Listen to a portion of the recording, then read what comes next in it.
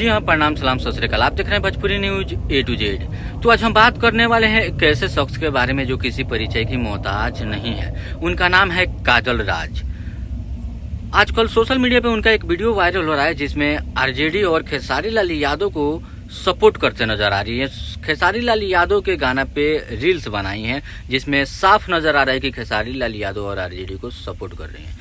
ऐसे माना जाए और देखा जाए तो सोशल मीडिया पे काफी ज्यादा वीडियो वायरल हो रहा है जिसमें काफी सारे भोजपुरी के स्टार लोग हैं जो खेसारी लाल यादव को सपोर्ट कर रहे हैं और उनके चुनाव प्रचार में भी गए थे।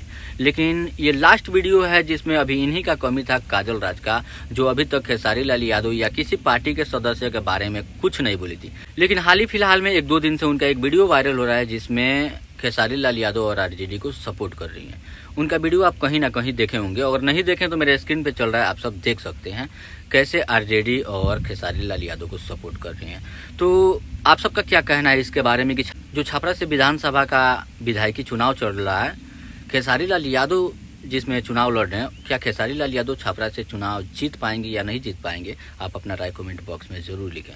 और ये वीडियो, ये जानकारी अच्छा लगे तो लाइक कमेंट शेयर करना बिल्कुल ना भूलें और भाई को सपोर्ट करें। मिलते हैं अगले दिन अगले वीडियो में, तब तक के लिए जय हिंद जय भारत।